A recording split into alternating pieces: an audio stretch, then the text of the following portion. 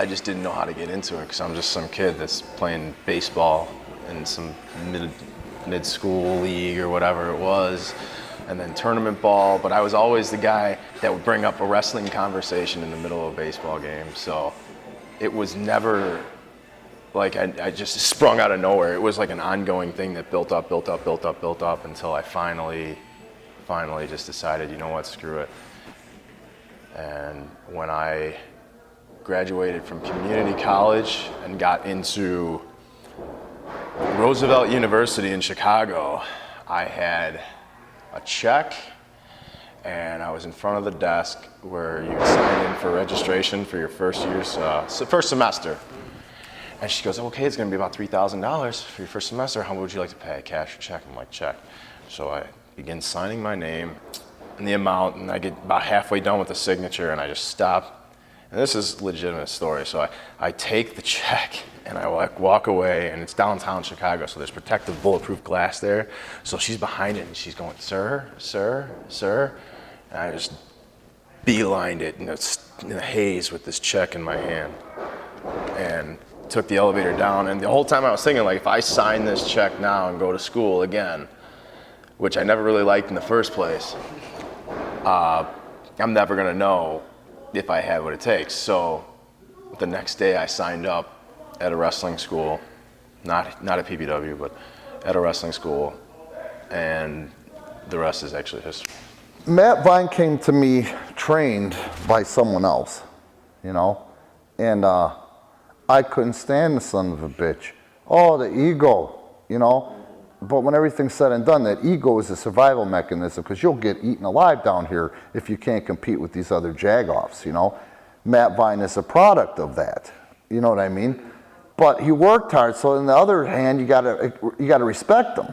So I was trying to go way past what I should have gone past in regards to holidays with my children, you know, when they were minors, and this is going back 3 or 4 years ago.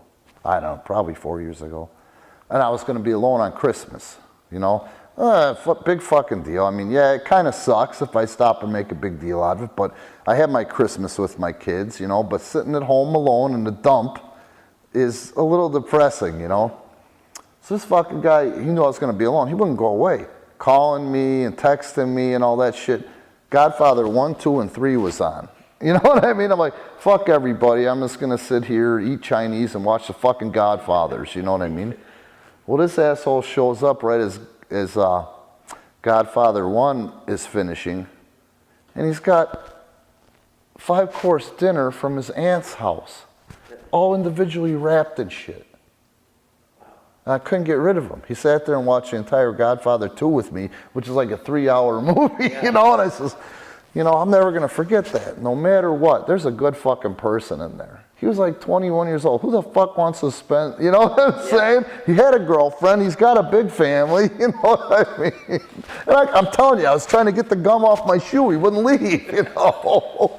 So then you just gotta start being frank with him, and I talk to him a lot like I talk to my kids, you know? He wants to do this, you know? He has the work ethic, he has the look. What you see is really Matt Vine and my hard work on his self-esteem. Because at the end of the day, that's what ego covers up, is low self-esteem. You know what I mean? First, he was a good guy, but he was mediocre, like warm, like cold, room temperature bath water. You know what I mean? Then I wanted to turn him into a bad guy so he didn't have to work so hard, because he didn't have the self-esteem for it to be a good guy. You know what I mean? And to get the people to buy him. Then he's like, I don't think they're going to chant Matt Vine sucks. You should have heard that shit. It was thunderous. You know what I mean? So he honed that. And then what he did is, and I just stayed on him, or I didn't stay on him. I would, you know, if I would tell him something in regards to the way he presents himself. In the wrestling industry, you can't present yourself even to where you're going to look like an asshole at all. You know what I mean? Because they're going to take it and they're going to use it against you. It's going to come back on you, no matter what. Even at this level. You know what I mean? And if you wouldn't listen, I just fucking ignore them. I'm done. I'm done. You didn't work on that. We talked about it. It's business. This is a business. You know what I mean? I don't want to talk about it. Well, the kid just really rounded an emotional corner and decided, you know, now it's time. They hate your fucking guts. It's time. Everybody in the United States loves a changed man. You know what I mean? The rest is history, and what wasn't comfortable before, trying to be shameless sometimes, you know, with the people, is becoming natural. We have every capability of being as good as any of the hottest independent wrestling organization that's out there right now. All we need to do is everybody's got to start pitching in. Do you want to do this? Why, like, for example, Connor, why are you here? What do you want to get out of wrestling? I just really like wrestling as an art form, but I understand it better. Yeah, and you want to contribute to that, right? Sure. Okay, what do you want to get out of it, John? Learn. Okay, what do you want out of it? What do you want to do with wrestling? Making my life. Okay, what do you want to do? That's the reason we take this seriously, because we want to get to that next level, or at least make this the next level. I'm guilty of fucking slacking off in boys club bullshit too. All right, even Randy is sometimes. But for you guys, when I was at your levels, I was here every Wednesday, I was here every Saturday, and sometimes we didn't even have a show on that Saturday. We just practiced for 2 hours, and sometimes it was just some dumb shit, or sometimes it was fucking Drill City. Way worse than what we have going on right now. But I wanted to do it because I want to make it my life too. Chase reffed for a fucking year and a half.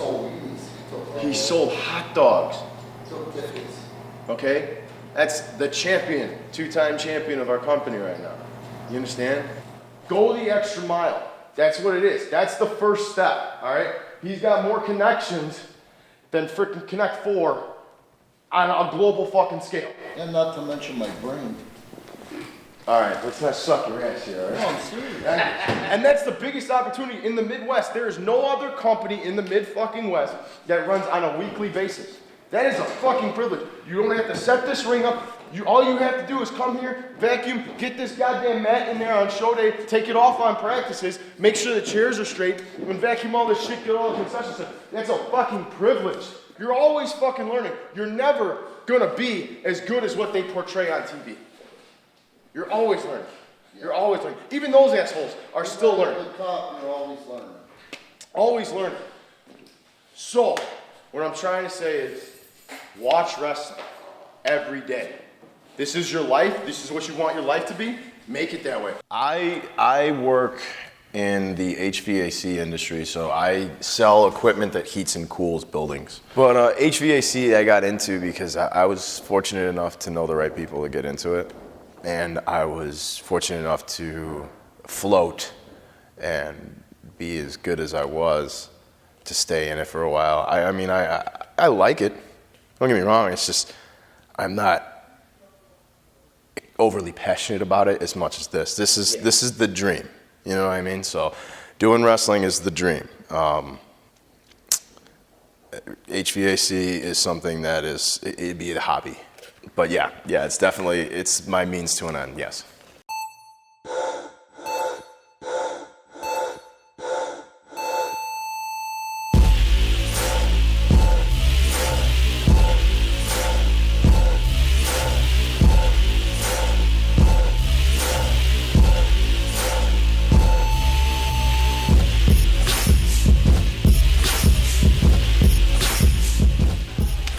Shit was on.